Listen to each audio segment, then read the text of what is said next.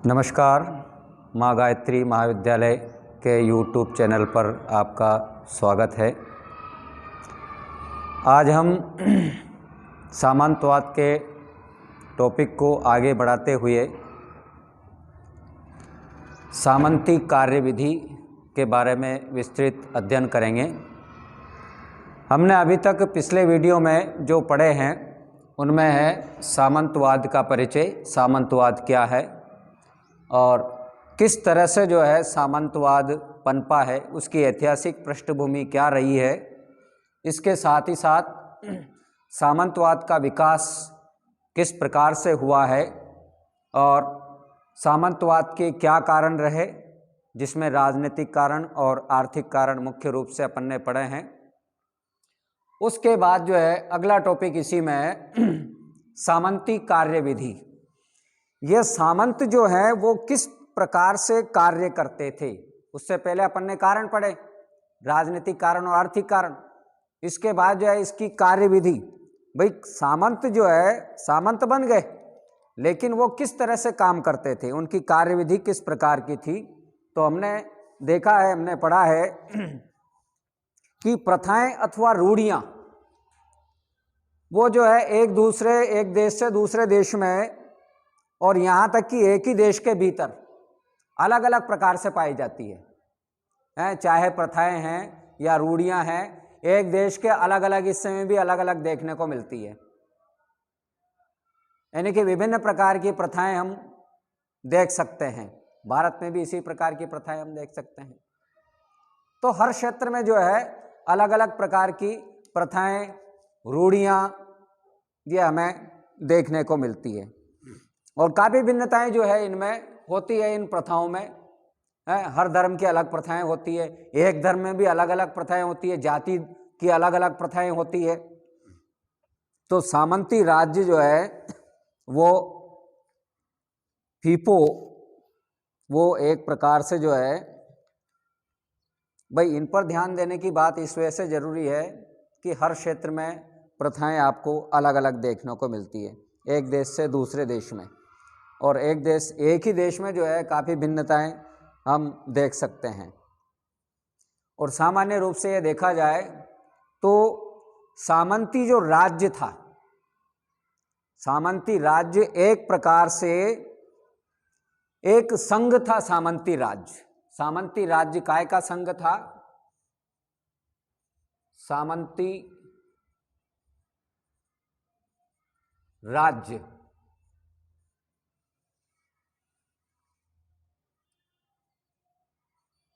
एक प्रकार का संघ,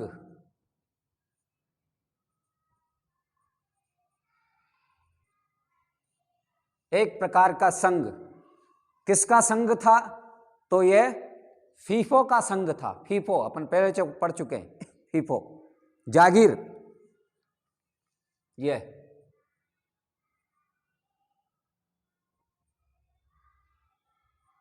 एक प्रकार का संघ था।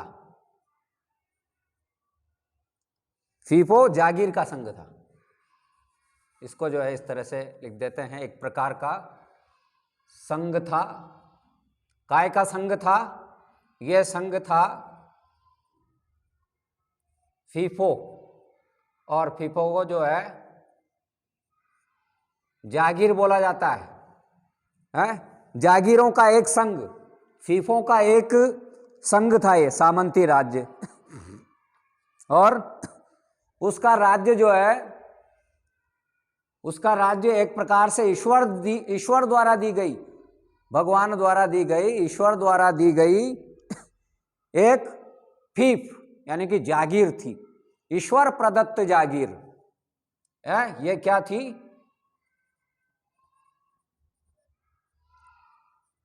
ईश्वर प्रदत्त जागीर है। जागीर नहीं कह के आप फीफ कहेंगे, फीफ। ईश्वर प्रदत्त जागीर थी सामंती राज्य। भाई सामंती राज्य जो है एक प्रकार से एक विभिन्न प्रकार के फीफों का संघ था। ये विभिन्न प्रकार के फीफों का संघ, विभिन्न फीफों का संघ। और उनमें से जो है जो सामंती राज्य था उसकी जो फीफ थी वो ये माना जाता था कि जो है ये ईश्वर प्रदत्त फीफ है, ये ईश्वर प्रदत्त जागीर है।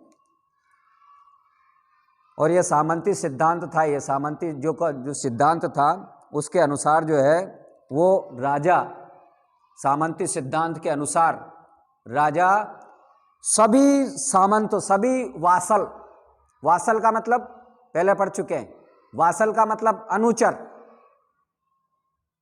सभी वासलों का सर्वोच्च स्वामी था। इसमें सामंती सिद्धांत के अनुसार क्या था, यह सामंती का सिद्धांत था। सामंती सिद्धांत के अनुसार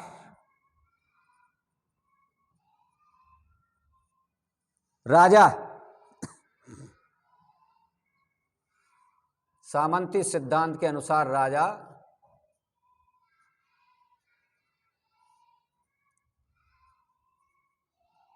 समस्त वासलों, वासलों का मतलब अनुचर, समस्त वासलों का सर्वोच्च था। यह सामंती सिद्धांत था।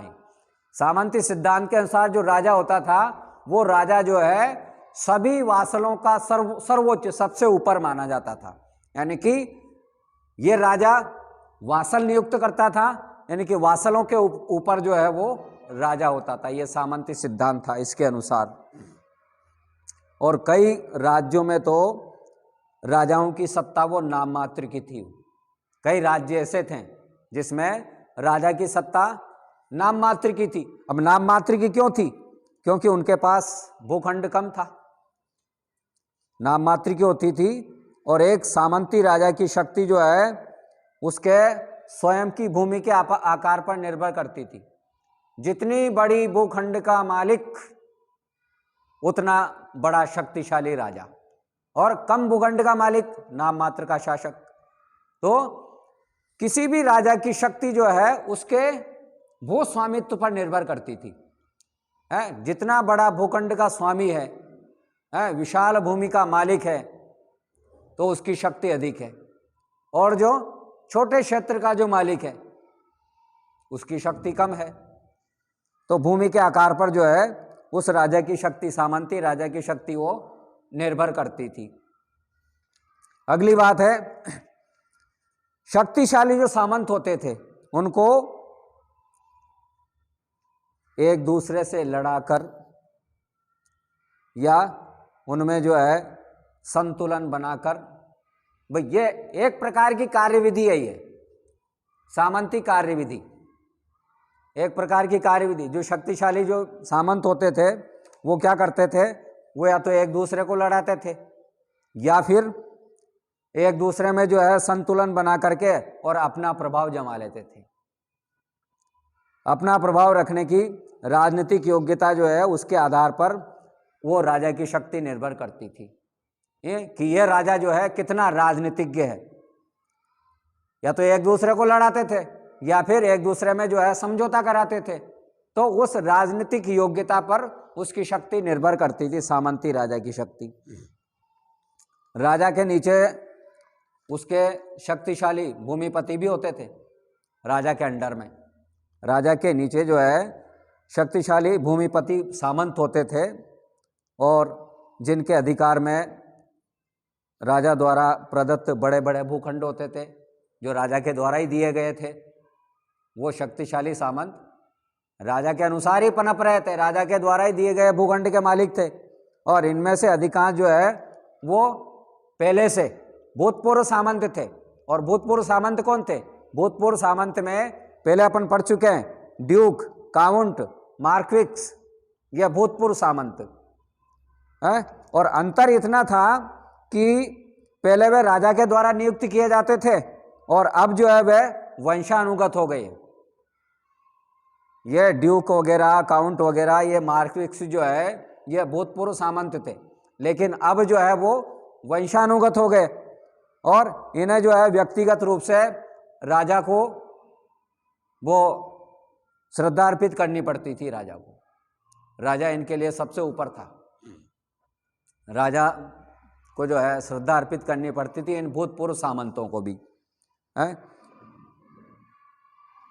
इनके अलावा जो है राजा के अपने सामंत भी होते थे। भाई ये तो भूतपूर्व सामंत थे, ड्यूक वगैरह, मार्क्विस वगैरह और काउंट वगैरह, ये भूतपूर्व सामंत थे। लेकिन अंतर ही केवल यह था कि ये जो है अब वंशानुगत हो गए। लेकिन इनको भी जो है राजा के सामने अपनी श्रद्धा प्रकट करनी पड़ती थी।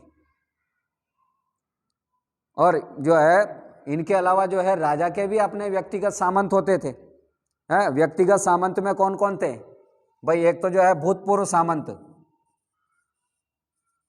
भूतपूर्व सामंत।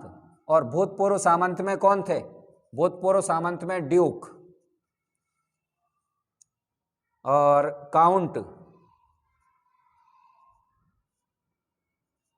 मार्क्विस, ये भूतपूर्व सामंत थे।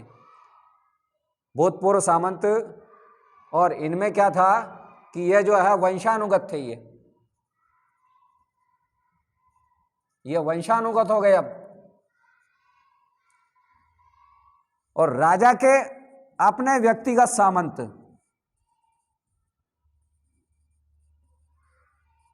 राजा के व्यक्तिगत सामंत, राजा के व्यक्तिगत सामंत थे बिशप। राजा के व्यक्तिगत सामंत बिशप,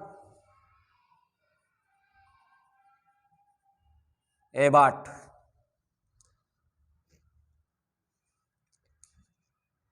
धर्माधिकारी, एबाट धर्माधिकारी, और थे बेरन।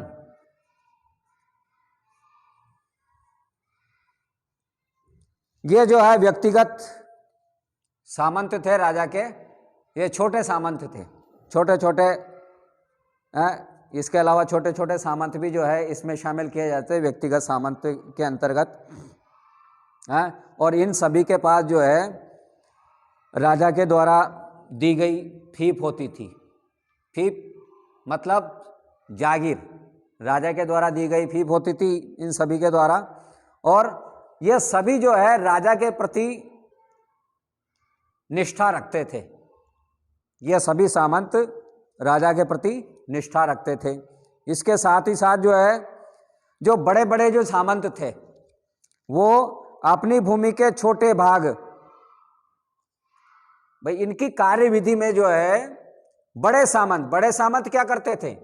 बड़े सामंत जो है जो बड़ी बड़ी जागीर के मालिक होते थे, ये बड़ी बड़ी जागीर के मालिक बड़े सामंत फिर अपने में से दूसरे अनुचर रखते थे। बड़े सामंत,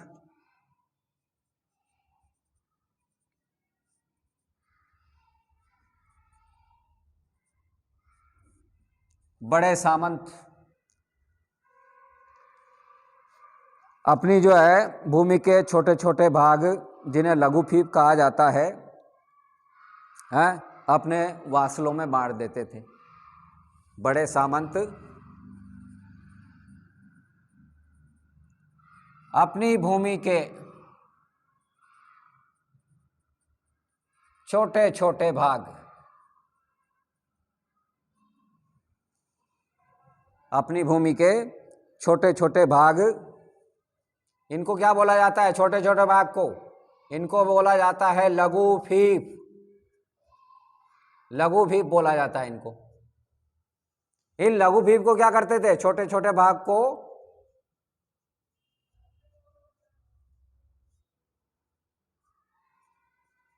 अपने अनुचरों में, अनुचर वासल, वासल बोला जाता है उनको, अपने अनुचरों, अपने वासलों में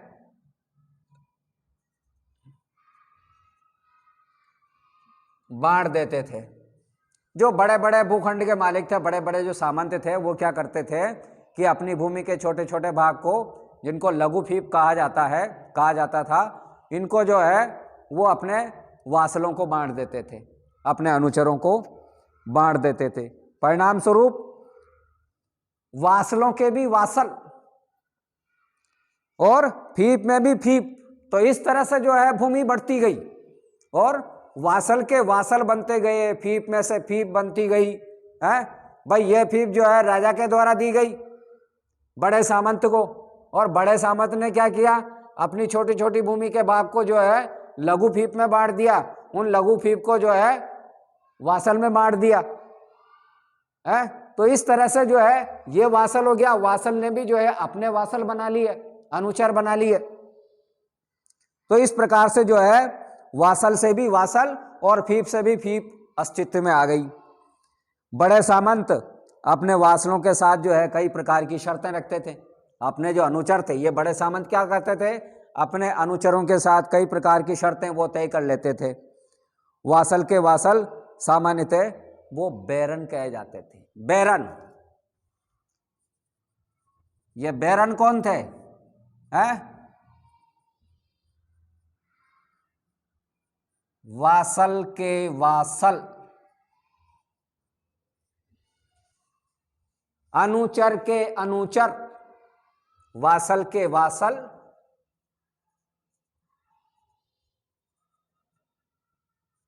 बैरन कहे जाते थे,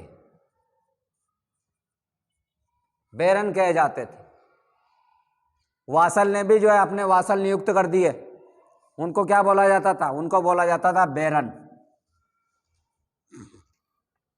और ये लोग जो है अपनी भूमि के कुछ भाग दूसरे लोगों को दे करके और उनको अपना उप अनुचर बना लेते थे। ये बैरन क्या करते थे, ये बैरन जो है अपनी भूमि के कुछ भाग, बैरन अपनी भूमि के कुछ भाग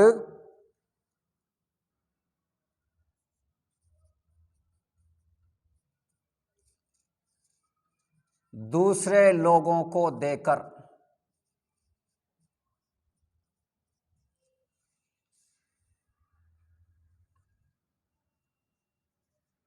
उन्हें अपना अनुचर, वासल अपना अनुचर बना लेते थे। ये बैरन भी जो है अपनी भूमि को जो है दूसरे, अपनी भूमि के कुछ भाग को दूसरे लोगों में दे देते थे और उन्हें जो है अपना अनुचर बना लेते थे। उनको बोला जाता था उप अनुचर, उप अनुचर बोला जाता था उनको। और चर्च के जो धर्माधिकारी लोग थे हैं, ये भी जो है भूमिपति, लॉर्ड अथवा वासल या दोनों ही बन सकते थे। ये भी धर्माधिकारी, चर्च के धर्माधिकारी लोग भी जो है वो भूमिपति बन सकते थे, लॉर्ड जिसको बोला जाता है, वासल बन सकते थे, दोनों ही बन सकते थे चर्च के धर्माधिकारी।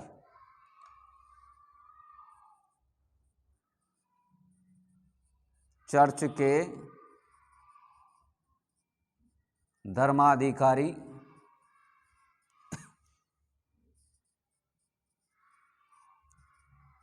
लॉर्ड तथा वासल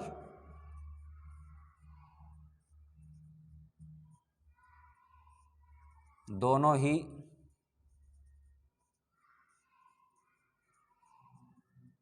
बन सकते थे।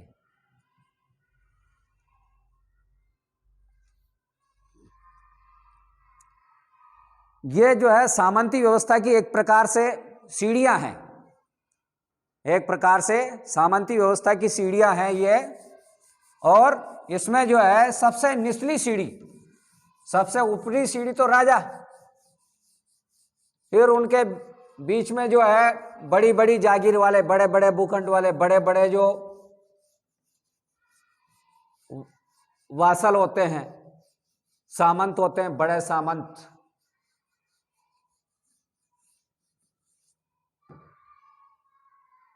सामंती व्यवस्था की सबसे निचली सीढ़ी पर जो है वो कृषक दास रह जाते हैं।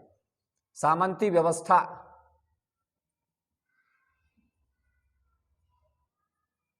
सामंती व्यवस्था की सबसे निचली सीढ़ी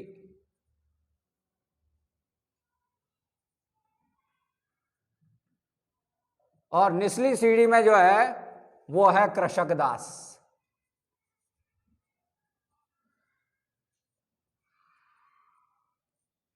कृषक दास, जिसमें आर्थिक कारण में अपन ने पढ़ा है कृषक दास कौन होते हैं, सबसे निचली सीढ़ी में। और इन कृषक दास को क्या कहा जाता था? इन कृषक दास को सर्प कहा जाता था। यह सबसे सामंती व्यवस्था की सबसे निचली सीढ़ी है, जो कृषि के साथ जुड़े हुए थे, कृषक दास, जिनको सर्प कहा जाता था। और ये जो है अपनी भूमि के साथ बंधे रहते थे, यानी कि कृषि कार्य और अपने जो है सामंत का जो है अन्य कार्य वो भी निःशुल्क में करते थे। ये है कृषि कार्य से जुड़े हुए रहते थे कृषक दास, जिनको जो है सर्प कहा जाता था।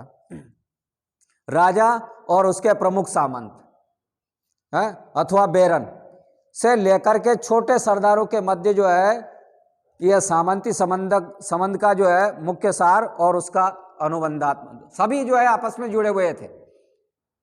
उनका संबंध जो था वो अनुबंधात्मक था, शर्त के ऊपर था। राजा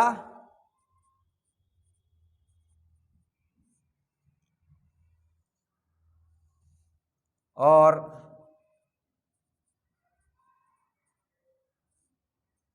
उसके प्रमुख सामंत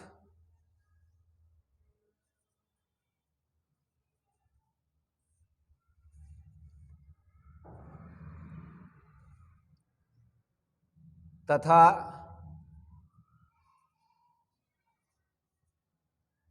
बेरन से लेकर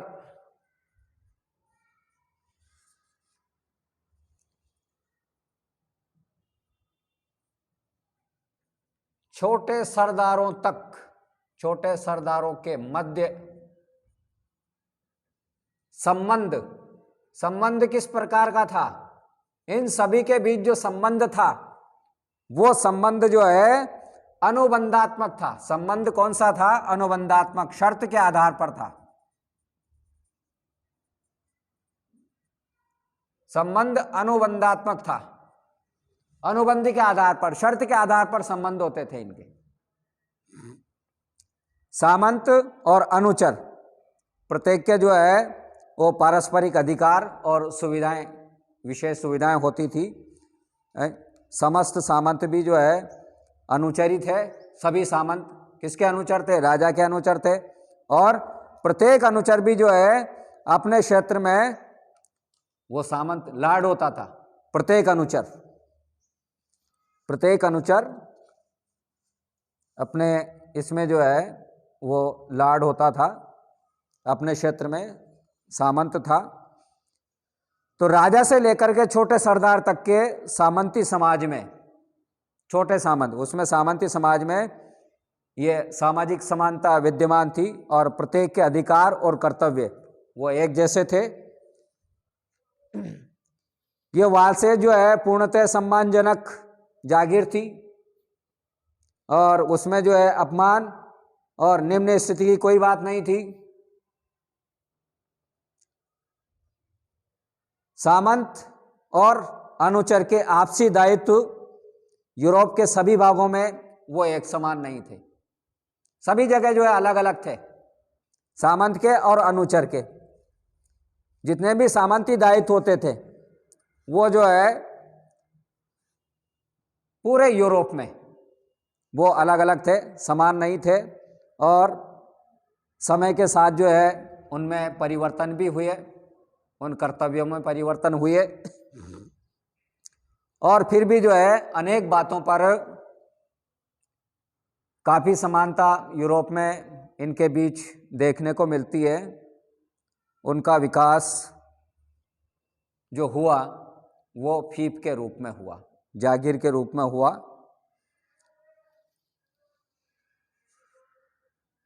जो कि भूमि का एक टुकड़ा और कार्यालय। फीफ क्या थी? एक जागीर थी। भूमि का एक टुकड़ा और कार्यालय, वो दोनों होते थे बड़े सामंतों द्वारा राजा की तथा छोटे सामंतों द्वारा बड़े सामंतों की। भाई एक प्रकार की एक कार्यविधि है। जो बड़े सामंत थे वो राजा के अधीन, और जो छोटे सामंत थे वो बड़े सामंत के अधीनता जो है वो स्वीकार करते थे। और जितने भी नाटकीय समारोह मनाए जाते थे उनमें जो है वो भाग लेते थे। और समारोह जो होते थे वो उनमें जो है बहुत ही तड़क भड़क होती थी। सामंत बनने वाला व्यक्ति, भाई किस प्रकार से सामंत बना जाता था? सामंत बनने वाला व्यक्ति अपने लाड की गड़ी में आता था। जो सामंत बनता था वो अपने लाड, जो मालिक होता था, उसकी गड़ी में आता था। भाई किस प्रकार से जो है सामंत बनते थे, उनका भी एक प्रकार का तरीका था।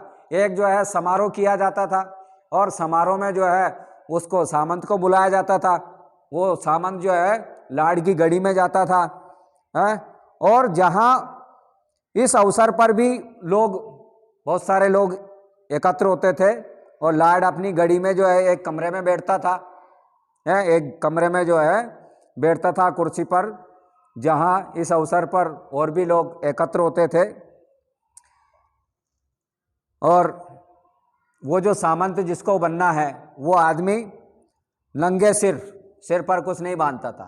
नंगे सिर जो है वो उसके सामने, सामंत के सामने, लाड के सामने घुटनों के बल झुक करके बैठता था, और अपने लाड के हाथ में हाथ देता था, और अपने को कुछ फीफ के लिए, जागीर के लिए लाड का आदमी घोषित करता था।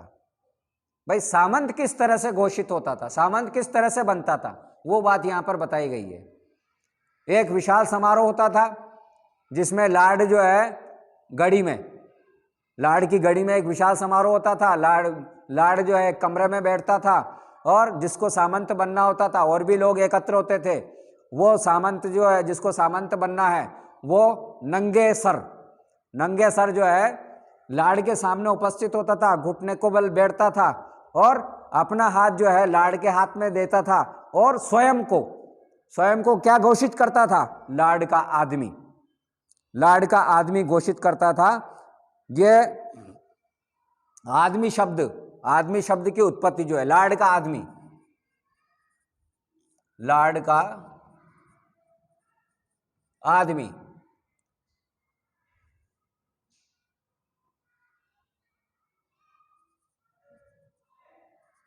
का आदमी शब्द ये होमो से बना है।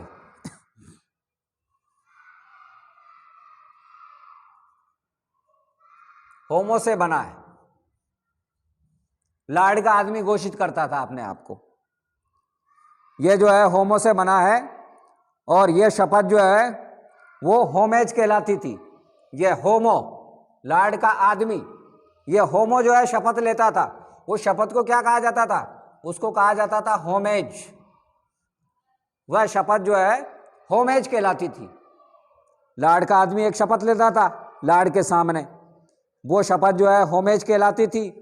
तब जो है लाड उस आदमी को उठा करके, जो घुटनों के बल बैठता है, जो सामंत बनने का इच्छुक है, घुटनों के बल बैठा है, तो लाड क्या करता था? लाड उस आदमी को जो है अपने हाथों से उठा करके और उसे शांति का चुंबन देता था, जिसके बाद वह आदमी बाइबिल या किसी भी पवित्र चिन्ह पर हाथ रख करके वो शपथ लेता था, और अपने लाड के प्रति अपने कर्तव्यों का निर्वाह करेगा।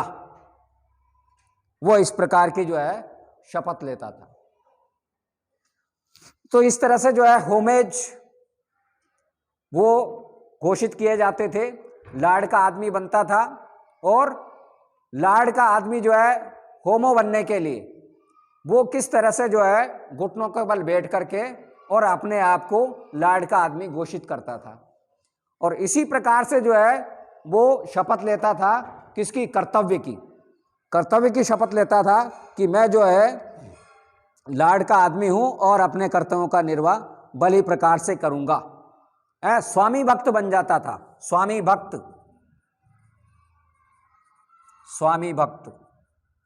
और स्वामी भक्त को क्या कहा जाता था, स्वामी भक्त को जो है फीएलटी,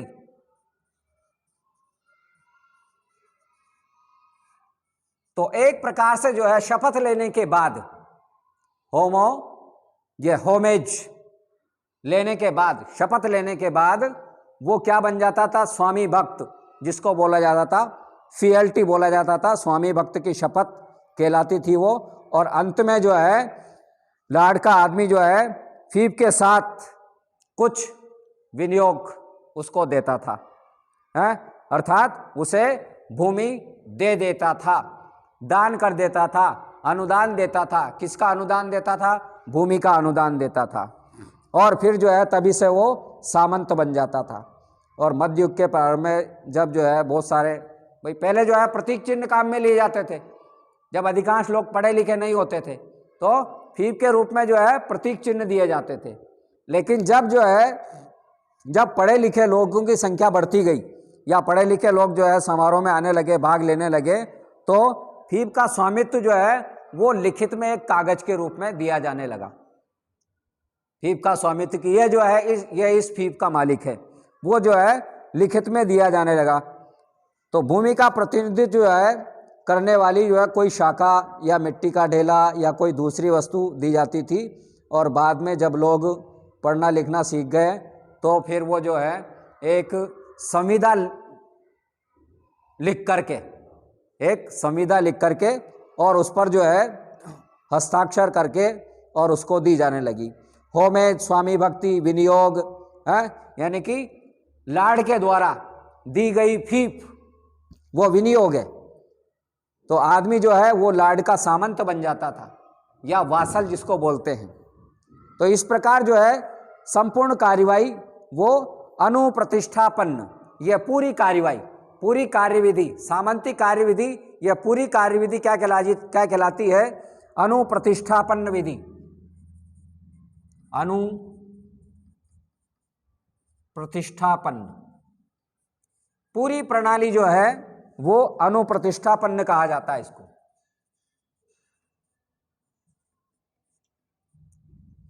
पूरी सामंती कार्यविधि को अनुप्रतिष्ठापन्न कहा जाता है।